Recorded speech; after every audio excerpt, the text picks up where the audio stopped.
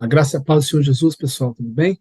É um prazer ter você aqui conosco. Meu nome é Fábio e estou aqui para compartilhar com vocês uma série de vídeos falando a respeito desse tema, como lidar com pessoas difíceis, né? E aí, gente, a primeira pergunta que nós precisamos responder para falar a respeito desse assunto é exatamente essa, ó. Quem são as pessoas difíceis? Porque na nossa caminhada, fora da igreja ou dentro dela, muitas vezes a gente tem a prática de olhar para o outro e dizer, olha, ele é uma pessoa difícil por causa disso, o outro é por causa daquilo, nossa, como essas pessoas que estão aqui são difíceis de conviver e tudo. Só que, na realidade, todos nós somos pessoas difíceis, gente. Então, nós estamos numa condição de um corpo que, como diz 1 Coríntios capítulo 15, versículos 53 e 54, ele precisa ser revestido da incorruptibilidade. Por quê? Porque o nosso corpo é corruptível. O versículo fala aí, ó, porque é necessário que este corpo corruptível, isto é, que se corrompe, que dá vazão às obras da carne e que atrapalha os demais, se revista da incorruptibilidade e que o corpo mortal se revista da imortalidade. E quando isso, né, quando esse corpo corruptível se revestir da incorruptibilidade, o que vai acontecer? E o que é mortal se revestir de imortalidade, então se cumprirá a palavra que está escrita: tragado foi a morte pela vitória. E quando isso vai acontecer, gente? Só depois do arrebatamento da igreja. Então hoje nós temos um corpo que nos deixa doente, hoje nós temos uma situação complicada, nós estamos sempre gemendo, angustiados, tudo isso por causa deste corpo. Então, ele é corruptível e isso faz com que nos tornemos pessoas difíceis. Agora, gente, algo também que atrapalha, além do corpo, é claro que é a nossa alma.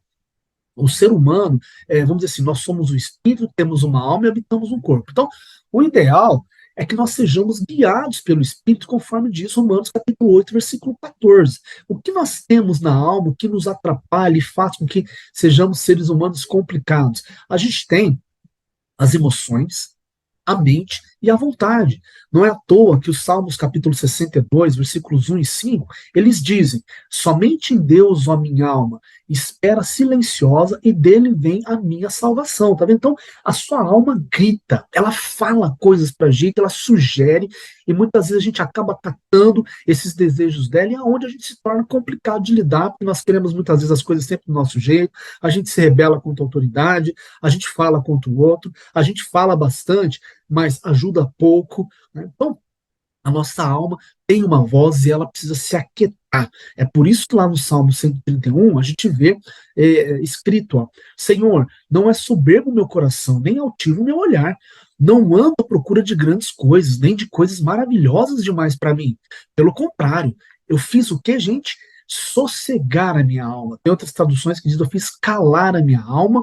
Por quê? Porque ela é como uma criança desmamada que se aquieta nos braços de sua mãe. Tá vendo? Então, se você que é pai sabe muito bem disso, aquela criança quando está impaciente, porque está desmamada, ela dá um trabalho, e aí você já viu. É assim a nossa alma.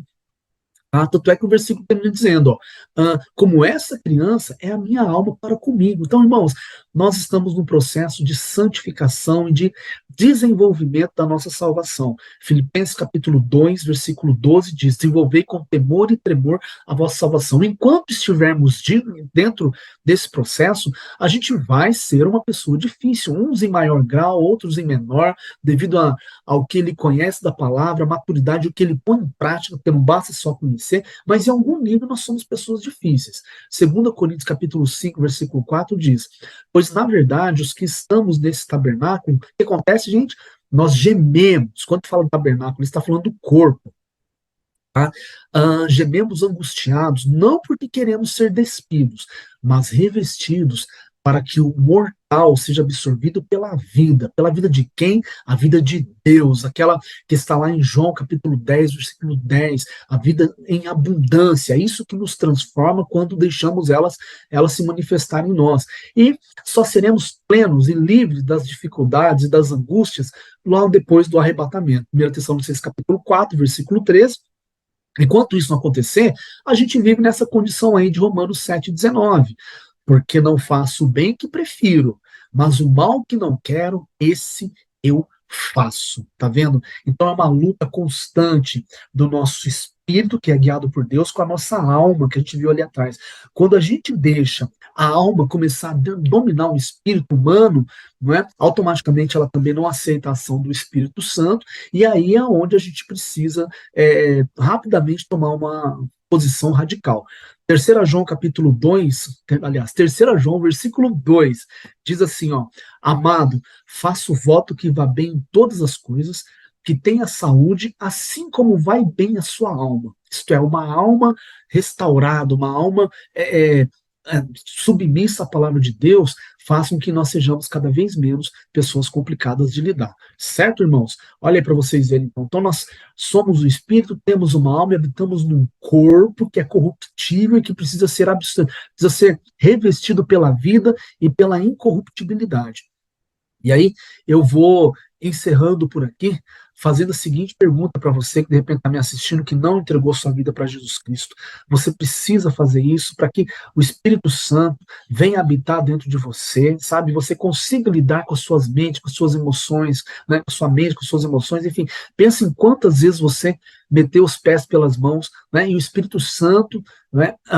É o melhor conselheiro, é o melhor, vamos dizer assim, é a melhor pessoa para lidar com a sua alma, né? Junto com a palavra de Deus, com Jesus Cristo. Enfim, você precisa ter mais intimidade com o Pai, com o Filho e com o Espírito Santo. Para tanto, procure uma igreja evangélica mais próxima da sua casa, ou um culto que aconteça aí perto da sua casa, no lar de alguém, e diga que você deseja se entregar para Jesus Cristo, comece a caminhar com Ele e ouvir a palavra de Deus. E para você, meu irmão, que está aqui comigo, que já é convertido, Salmos capítulo 18, versículo 28 diz, alumia, Senhor, as minhas trevas, o Davi que está falando isso. Então, mesmo depois de sermos retirados do império das trevas e transportados para o reino do Filho do seu amor, segundo Colossenses 1,13, a gente tem trevas em determinadas áreas da nossa vida, e quanto mais trevas, mais difíceis nós seremos como pessoas. Amém? Vou encerrar por aqui. Deixo um abraço para vocês, espero que vocês atendam esse convite que foi feito e que eu também preciso melhorar bastante, preciso ir deixando a luz entrar na minha vida para que as trevas vão saindo das diversas áreas, né? E, gente, até a próxima dica no próximo vídeo que nós teremos. Foi um prazer aqui, vamos seguindo, um abraço e fiquem na paz do Senhor Jesus, pessoal.